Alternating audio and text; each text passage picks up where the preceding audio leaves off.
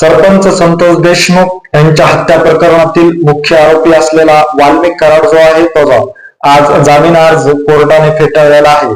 कोर्टाने वाल्मिक कराड यांचा जामीन अर्ज फेटाळल्यामुळे वाल्मिक कराड यांच्या अडचणीमध्ये वाढ झालेली आहे. याचबरोबर धनंजय मुंडे यांच्या मंत्रिपदामध्ये देखील अडचणी वाढत असल्याचं आपल्याला यामुळे पाहण्यास मिळत आहे.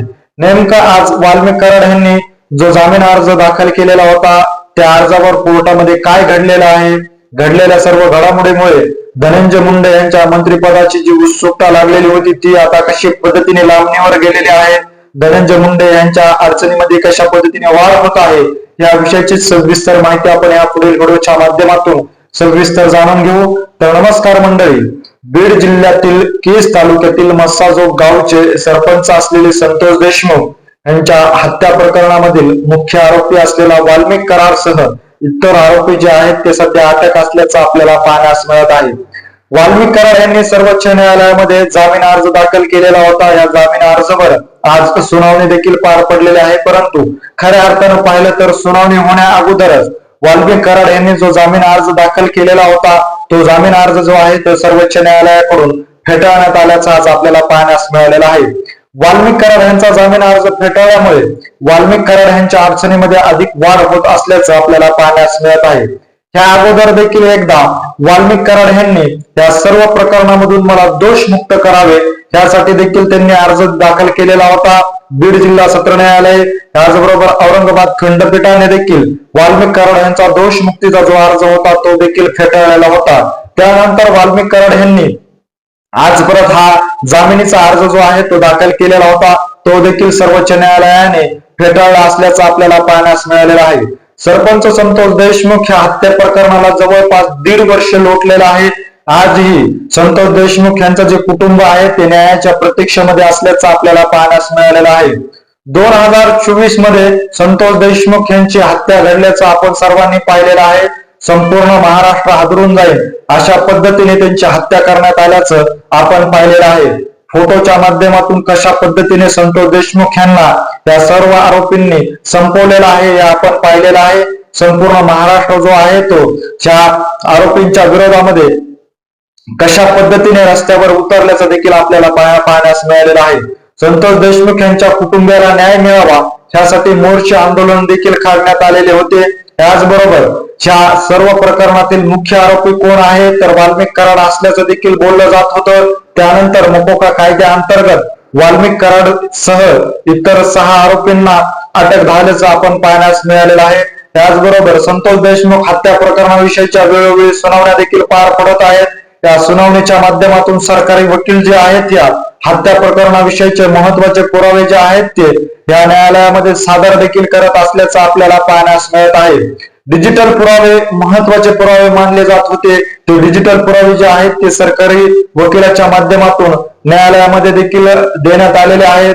डिजिटल पुराव्याच्या माध्यमातून संतोष देशमुख यांची हत्या कशा पद्धतीने झालेली आहे, आवदा कंपनीकडून कशा पद्धतीने खंडणी वसूल करण्यासाठी वाल्मिक कराड यांनी जो साखळी रचवलेली आहे ही साखळी कशा पद्धतीने आहे हे देखील उघड होणार असल्याचं बोललं जात आहे. सध्या वाल्मिक कराड सह 6 जे आरोपी आहेत ते त्यांचा कोठडीमध्ये सध्या मुक्काम चालू असल्याचं आपल्याला पाहण्यास मिळालेलं आहे.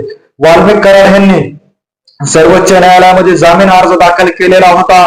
तो जामीन अर्ज जो आहे तो आज सर्वोच्च न्यायालयामध्ये फेटाळण्यात आल्याचं आपल्याला पाहण्यास मिळालेलं आहे.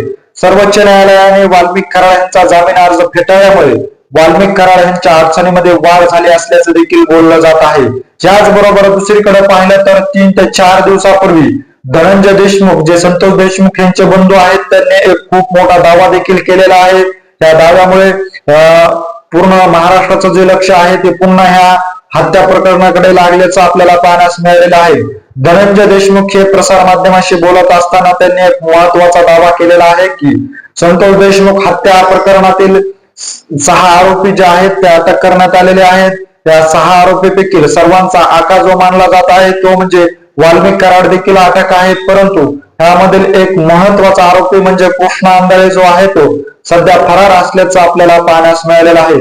गेल्या 1.5 वर्षापासून कृष्णा आंधळेचा जो शोध आहे तो पोलीस घेत आहेत. परंतु कृष्णा आंधळे जो आहे तो पोलिसांना अद्यापही घावला नसल्याचं आपल्याला पाहण्यास मिळालेलं आहे. परंतु दुसरीकडे जर पाहिलं तर धनंजय देशमुख यांनी ह्याविषयी एक खूप महत्वाचा दावा केलेला आहे. तो दावा म्हणजे कृष्णा आंधळे जो आहे तो 3 वेळा त्याच्या गावी येऊन गेला असल्याचा महत्वाचा आणि मोठा दावा धनंजय देशमुख यांनी केलेला आहे. खऱ्या अर्थानं पाहिलं तर पोलिसांच्या हाती कृष्णा आंधळे लागत नाही. कृष्णा आंधळे जिवंत आहे की कृष्णा आंधळेचा गेम केलेला आहे हे देखील अद्याप स्पष्ट नसताना दुसरीकडे धनंजय देशमुख म्हणत आहेत की कृष्णा आंधळे जो आहे तो त्याच्या गावी 3 वेळेस येऊन गेला असल्याचं देखील सांगितलं जात आहे. खऱ्या अर्थानं जर पाहिलं तर कृष्णा आंधळेकडे कुठलाही मोबाईल नाही, कृष्णा आंधळेकडे कुठले साधन नाही. कृष्णा आंधळे हा जिवंत आहे आणि कृष्णा आंधळे जो आहे तो 3 वेळा त्याच्या गावी येऊन गेला असल्यामुळे आमच्या कुटुंबाला कृष्णा आंधळे यांच्यापासून धोका असल्याचा दावा जो आहे तो धनंजय देशमुख यांनी केलेला आहे.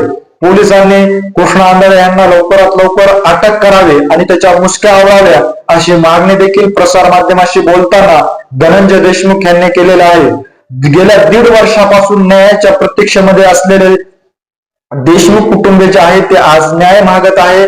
तर दुसरीकडे पाहिलं तर या हत्या प्रकरणातील एक महत्वाचा जो आरोपी आहे तो पोलिसांना घावत नसल्यामुळे खूप मोठा प्रश्नचिन्ह जो आहे तो निर्माण होत आहे. संतोष देशमुख हत्या प्रकरणातील मुख्य आरोपी म्हणून वाल्मिक कराड जो आहे तो अटक झाल्यामुळे धनंजय मुंडे यांना आपल्या मंत्रिपदाचा राजीनामा देखील द्यावा लागले असल्याचा सर्व राजकीय घडामोडी आपण कशा पद्धतीने घडलेल्या आहेत हे देखील पाहिलेलं आहे. खऱ्या जर राजकीय घडामोडी पाहिल्या तर वाल्मिक कराड अटक झाल्यानंतर वाल्मिक कराड जो आहे तो धनंजय मुंडे यांचा राईट हँड असल्याचं काही नेते मंडळीकडून आरोप करण्यात येत होता. परळी येथील धनंजय मुंडे यांचा जो जगमित्र बंगला आहे या बंगल्यावरून वाल्मिक कराड जो आहे तो धनंजय मुंडे यांच्या मंत्रिपदाच्या कार्यकाळामध्ये बीड जिल्ह्यातील सर्व सूत्र जे आहेत ते हलवायचे. त्याचबरोबर मुंबई या ठिकाणच्या शासकीय बंगल्यावरून खंडणी प्रकरणाच्या सर्व हालचाली झाल्या असल्याचा गंभीर जो आरोप आहे तो सुरेश धसांनी केला होता. यानंतर धनंजय मुंडे यांच्या मंत्रिपदाचा राजीनामा घेण्यात यावा, याचबरोबर संतोष देशमुख यांच्या कुटुंबियाला न्याय देण्यात यावा यासाठी मोर्चे आंदोलन झाल्याचं देखील आपण पाहिलेलं आहे. त्या मोर्चे आंदोलनाच्या माध्यमातून वाल्मिक कराड यांच्यावर काही राजकीय नेत्यांनी हल्लाबोल केलेला आपण पाहिलेला आहे. इतकंच नाही तर धनंजय मुंडे यांना देखील आकाची उपमा देत त्यांना देखील कशा पद्धतीने टार्गेट केलेलं होतं हे देखील आपण पाहिलेलं आहे. यातच आता वाल्मिक कराड यांनी जामीन अर्ज जो आहे तो सर्वोच्च न्यायालयामध्ये दाखल केला होता. तो जामीन अर्ज जो आहे तो सर्वोच्च न्यायालयाने फेटाळल्यामुळे आता वाल्मिक कराड यांच्या अडचणीमध्ये कुठेतरी वाढ होत आहे. ह्या अडचणी वाढत असल्यामुळे धनंजय मुंडेंच्या देखील अडचणी आता ज्या आहेत त्यामध्ये वाढ होत असल्याचं पाहण्यास मिळत आहे. कारण अजितदादा यांचं अपघाती दुर्दैवी निधन झाल्यानंतर सुमित्रा पवार यांनी उपमुख्यमंत्री पदाची शपथ घेतली. त्यानंतर आता पुन्हा एकदा धनंजय मुंडे यांची मंत्रिपदासाठी वर्णी लागणार असल्याची चर्चा होत असताना दुसरीकडे सर्वोच्च न्यायालयाने वाल्मिक कराड यांचा जामीन अर्ज फेटाळल्यामुळे धनंजय मुंडे यांच्या मंत्रिपदाच्या देखील अडचणीमध्ये वाढ होणार असल्याचं बोललं जात आहे. वाल्मिक कराड यांच्या अधिकच अडचणी वाढत आहेत, त्यामुळे धनंजय मुंडे यांच्या देखील अडचणीमध्ये वाढ होत आहे. त्यामुळे कुठेतरी आता धनंजय मुंडे जे आहेत ते मंत्रिपदाची त्यांना जी उत्सुकता लागलेली होती ती आता कायम उत्सुकताच लागणार आहे. धनंजय मुंडे यांना जे मंत्रिपद मिळणार होतं ते मंत्रिपद कदाचित या सर्व अडचणीमुळे त्यांच्यापासून दुरावं जाऊ शकतं असं देखील बोललं जात आहे. एकंदरीत ह्या सर्व घडामोडीविषयी नेमकं तुम्हाला काय वाटतंय हे आम्हाला आमच्या कमेंट बॉक्समध्ये नक्की कळवा. अशीच माहिती जर तुम्हाला वेळोवेळी जाणून घ्यायची असेल आणि तुम्ही अजूनही आमच्या चॅनलला जर सबस्क्राईब केलं नसेल तर नक्की सबस्क्राईब करा. धन्यवाद.